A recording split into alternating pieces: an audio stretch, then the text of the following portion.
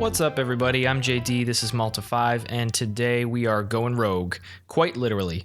M21 just came out recently, and so I wanted to feature another card from that set, and that's going to be Thieves Guild Enforcer.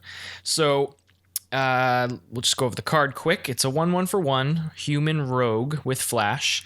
Whenever it or another rogue enters the battlefield under your control, each opponent mills 2 cards. And then as long as an opponent has 8 or more cards in their graveyard, Thieves Guild Enforcer gets +2/+1 and has Death Touch. So the idea here is hopefully this is a 3/2 Death Touch with flash for 1, which is a way better deal than a 1/1 for 1. So yeah, we're going to be cramming this deck full of rogues, going fully rogue tribal, milling our opponent, making this powerful. So yeah, I guess we'll talk about the other rogues here. We'll move on. So in the 1-drop slot, accompanying the new Thieves Guild Enforcer, we've got Slitherblade and we've got Triton Shorestalker. Neither of them terribly exciting, but the important thing is that they're rogues, they cost 1 mana, and they are unblockable.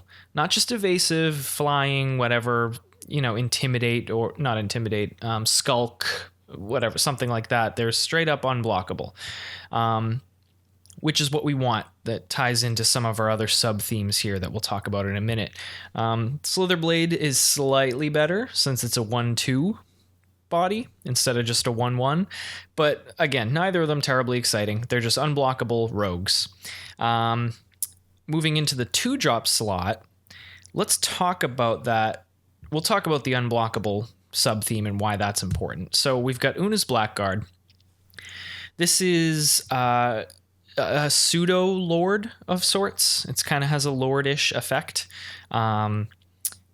So again, also cares about rogues. So it's a 1/1 for 2. Not great. Flying.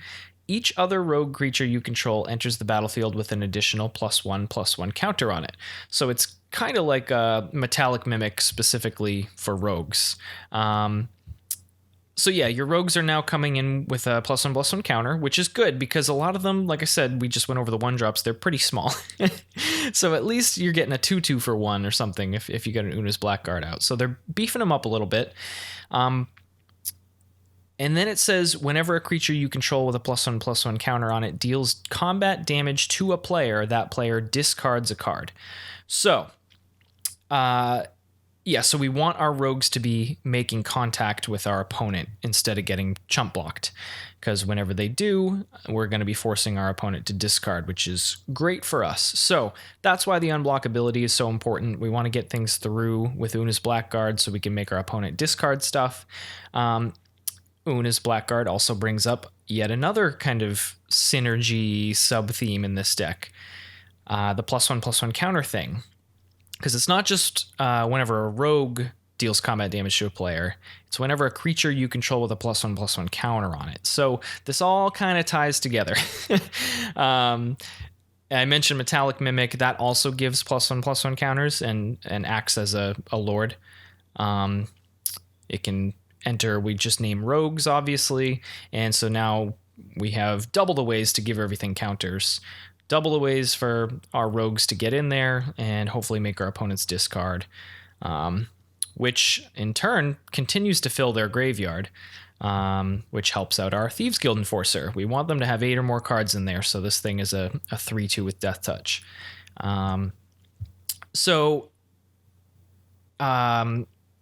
What else? We got Bitter Blossom. Bitter Blossom, pretty strong card. It's just a rogue factory for 2 mana. At the beginning of your upkeep, you lose 1 life and create a 1/1 black fairy rogue creature token with flying. I feel like most people think of this card as a fairy card. It's used in the fairies decks. But it has both creature types, fairy, rogues. So it works for our deck too. And yeah, so a creature every turn is pretty good value if this thing sticks around. They are not unblockable like the other rogues we talked about, but they do have flying, so they can't be blocked by a lot of things. So hopefully, again, they're getting in there, dealing damage. Hopefully they have a +1/+1 counter on them, So hopefully this starts pooping out flying rogue machines and we can get this synergy engine going to town. Moving right along, the other 2-drop is Drown in the Loch, which fits this deck really well. Because again, we're already trying to fill the opponent's graveyard and mill them for Thieves Guild Enforcer. And so Drown in the Loch becomes really efficient if the opponent has a full graveyard. And they're going to have things in their graveyard on their own. We're playing this in Modern. So, we'll have fetch lands, filling up the graveyard, etc. But yeah, Drown in the Loch, really good card in this deck, very versatile. Both its modes are important. We can either counter a spell with converted mana cost less than or equal to the number of cards in its controller's graveyard. So again, hopefully that number is high so we can pretty much hard counter anything. And then the other mode is to destroy a creature with converted mana cost less than cards in the graveyard. So again, hopefully this is countering anything, killing anything, just very efficient, versatile card in this deck. Brazen Borrower is obviously a very strong card. He also happens to be a rogue, so kind of an insta include in this deck.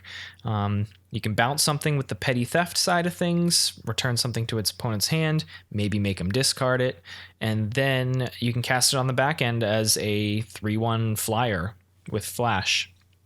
And a 3/1 in the air is a pretty good beater. It's also, again, it's a rogue, so fits the theme. Moving on to the last couple cards, Stink Drinker Bandit is an interesting one. It's a 2/1 for 4 on its face, but we really will rarely and don't want to be casting it for 4. We want to be using its Prowl cost. So Prowl gets activated if you deal combat damage to a player with we don't care about a goblin, but with a rogue. So again, another reason for the unblockability of these 1-drops. If we can trigger Prowl, we can cast this guy for 2 mana. So he becomes a 2 mana 2/1. Whenever a rogue you control attacks and isn't blocked, it gets +2/+1 until end of turn. So this is kind of like a super lord. Most lords pump the team with +1/+1. This gives +2/+1 as long as they're not blocked. And again, if they can't be blocked, that's not a problem.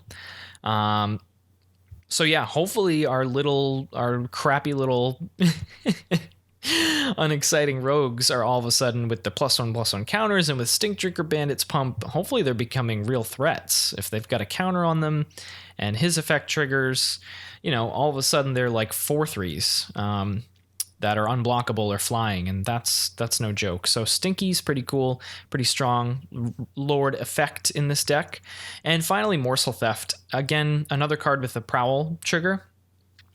We don't want to be casting this for 4 mana. That's not that good at 4 mana. But for 2 mana, target player loses 3 life and you gain 3 life. And if the Prowl cost is paid, draw a card.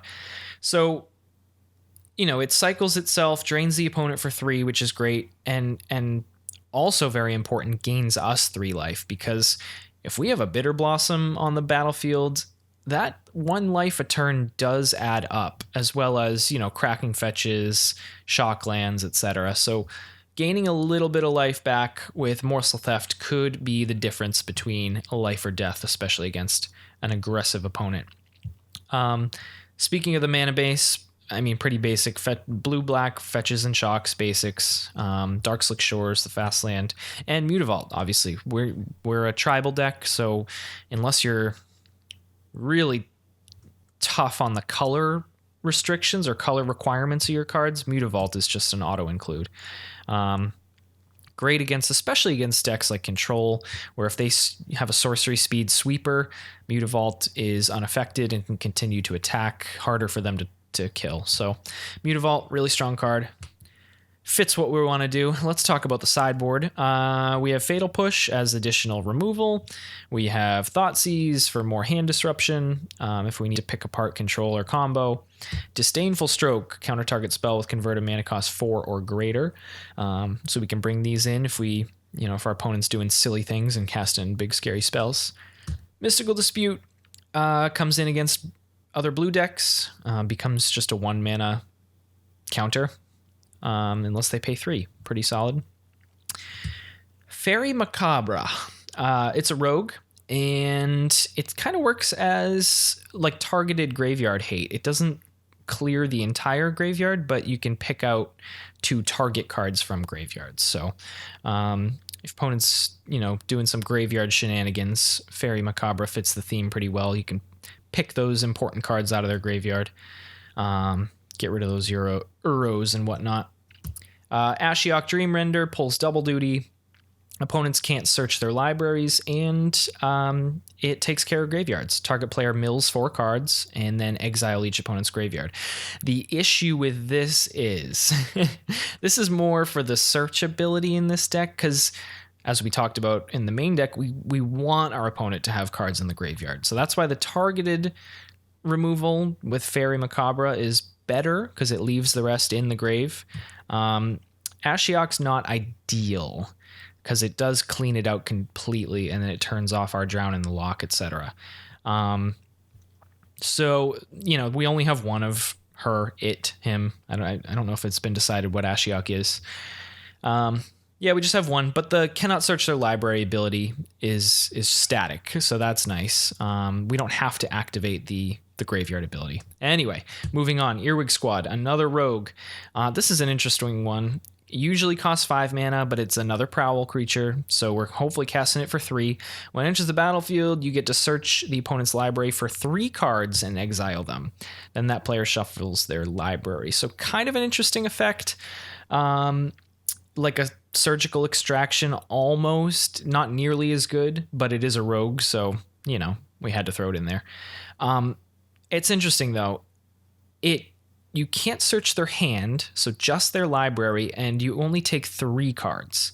So you can't take a full play set of something, and if they already have what you want in their hand, you can't touch that. I guess the cool thing is they could be 3 totally different cards. You don't just have to name one card and search for all copies of that one card. You could take 3 totally random cards. So, it's interesting. But it fits the theme. A 5/3 body's nothing to sneeze at either. A 5/3 for 3 is a pretty big beater. So yeah, that's the deck. We will see how it goes. I mean, obviously, I don't expect it to be top tier. It is a rogue deck after all. But I hate myself. But I feel like it could be strong. It's got a lot of synergies. A lot going for it. I feel like it can kind of, as it stands now in its current configuration, it's kind of like aggressive with the Metallic Mimics and the Una's Blackguard and the Stinky Bandits. We can really start beating in. But, post board, we can convert it into a more control build, throw in counter spells, throw in more removal. So, yeah, we'll see how it does. We're going to take it through a modern league. And I'll see you guys in the gameplay. Thank you for watching.